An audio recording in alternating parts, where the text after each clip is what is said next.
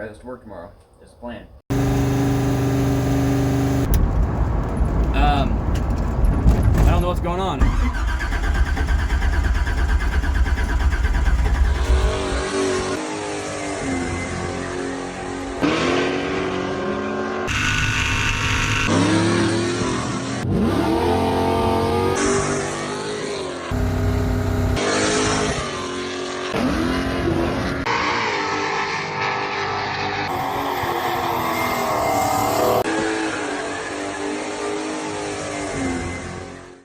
So this ain't a side of the car that we see very often in these videos, but I need to put the battery back in here because I had to take the battery out the other day for reasons.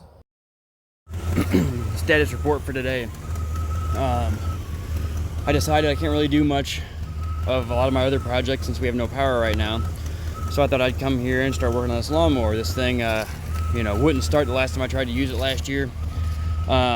Tried to start diagnosing the no start issue today, and well, as you would expect, the battery's dead because it's been sitting all winter.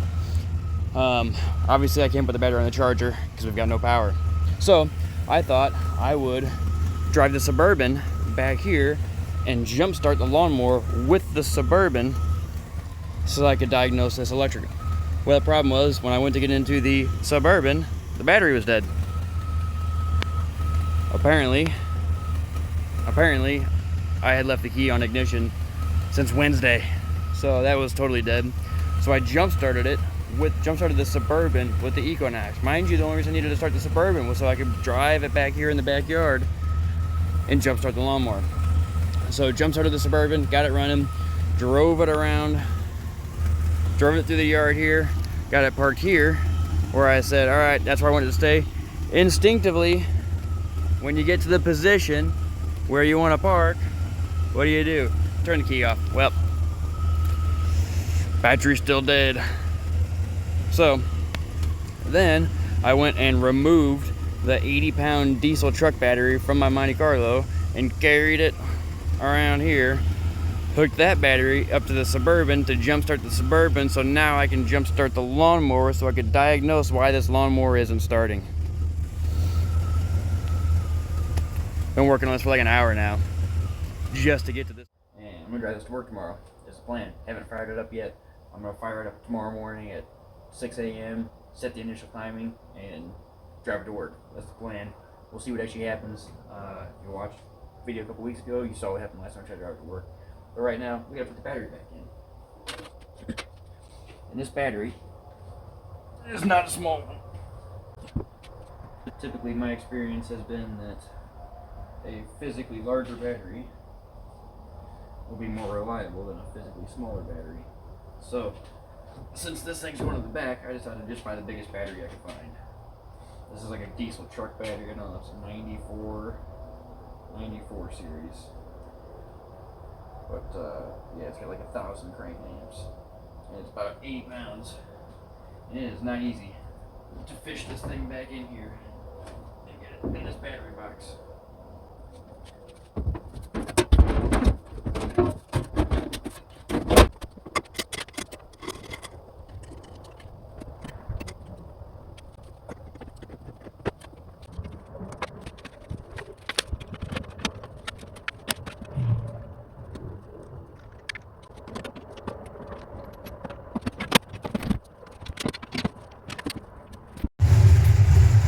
Alright, so it's about 6:15 in the morning.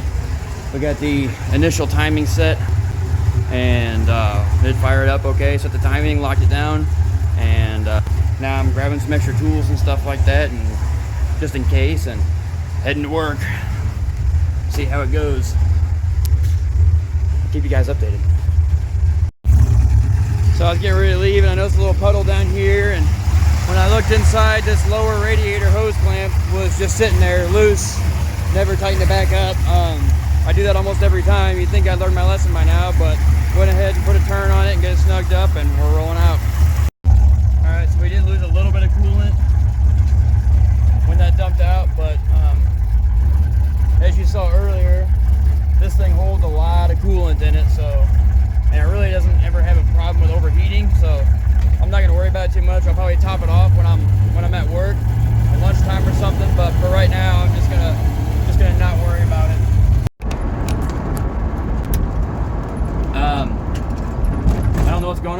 like 100 feet from my house and it shut off. So, coasting to a little gravel turnaround spot here and see if we can get it fired back up, but not off to a good start here.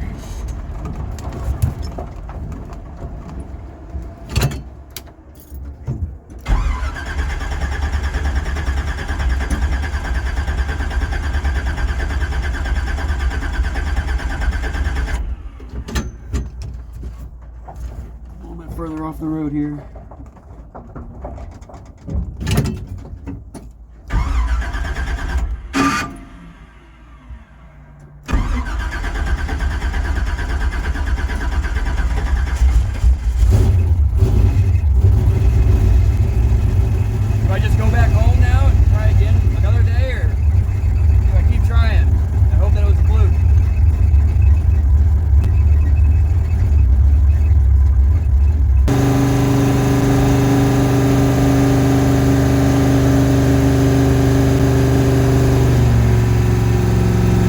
Decided to just go back home. I don't know. At this point, I need to start checking some wiring, I guess. Make sure I'm still getting ignition all the time, because it's like the ignition just shuts off and it doesn't want to. I mean, this time it just dead.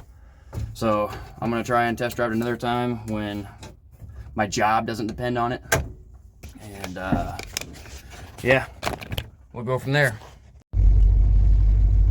So to recap, got like 100 feet from the house, started going downhill, and it just shut off. Just totally, yeah, I can't describe it any other way other than it just shut off.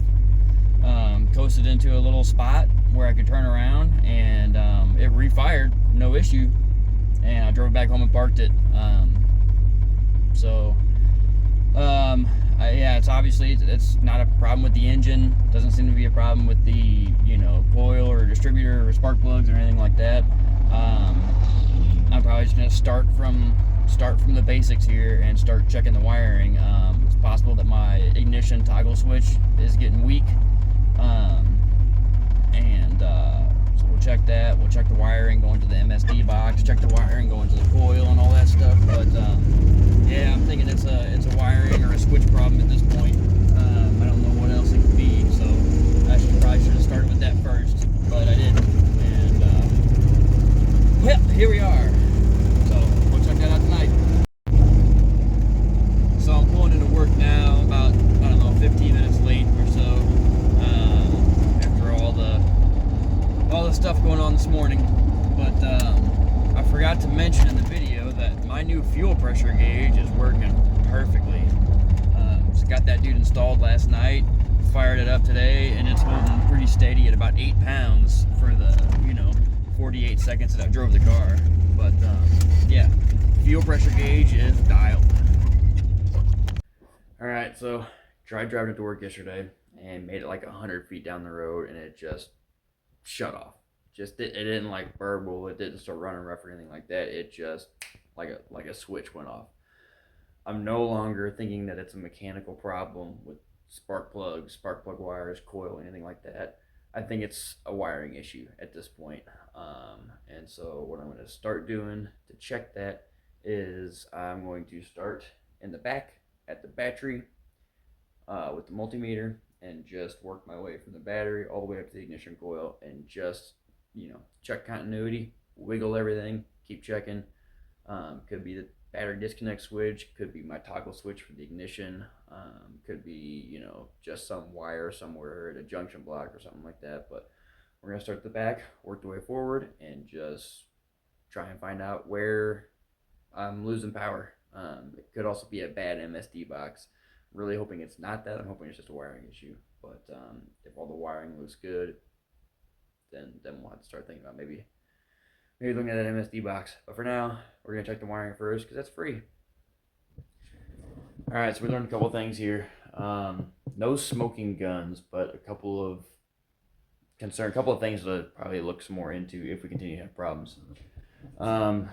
First one being this battery disconnect switch. This is kind of like what I was expecting to find some problems with, but now it's up against the garage, so it's hard to see.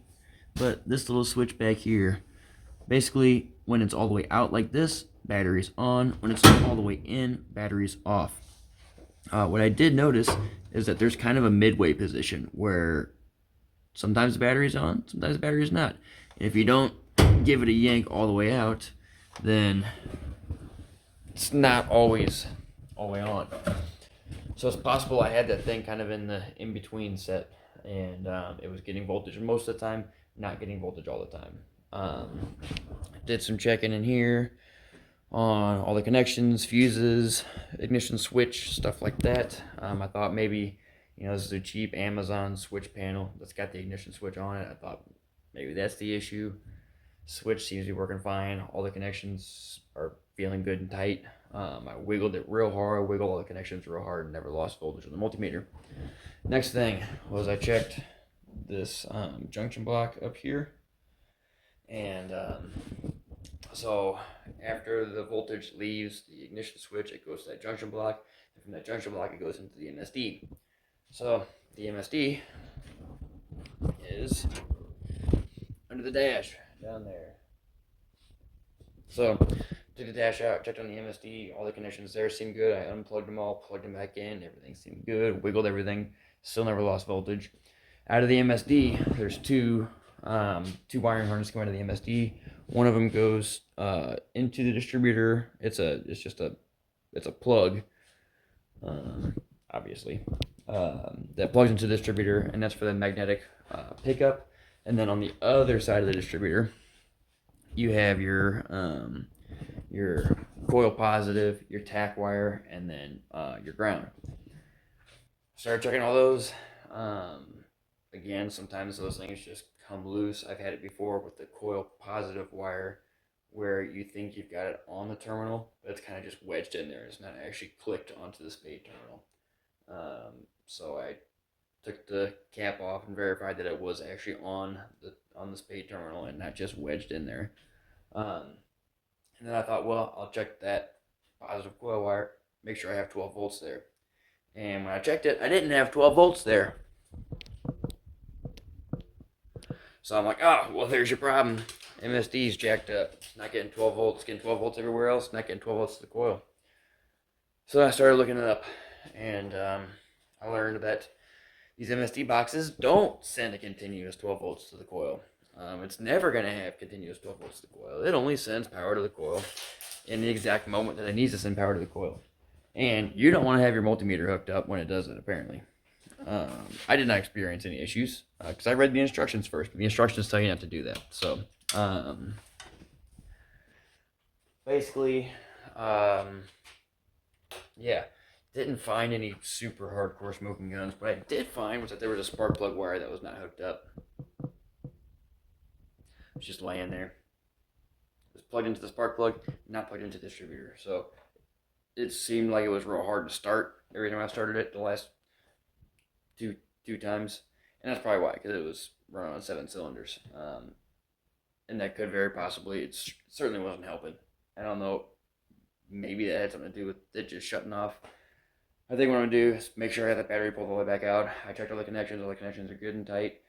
The next thing I need to do is just keep driving it, because I've got nothing other than to think that if there is still a problem after this, that it's either still the battery disconnect and I'm just not shaking it hard enough to mimic what happens on the road, or it's the MSD box and it's real intermittent. I'd much rather replace that like $60 battery cutoff switch than this $400 MSD kit. But yeah, it's kind of where I'm at. I feel like the wiring's good. It's just there's some kind of weird thing going on, and I probably just wussed out too much driving it yesterday, just because it happened right after I left the house, and yeah, I really didn't want to be super late to work if this thing died on me halfway there or something like that out in the sticks. So probably just got a little scared, and I'll probably just get some more miles on the car and keep going, and we'll just continue to monitor the situation as it develops. Deuces.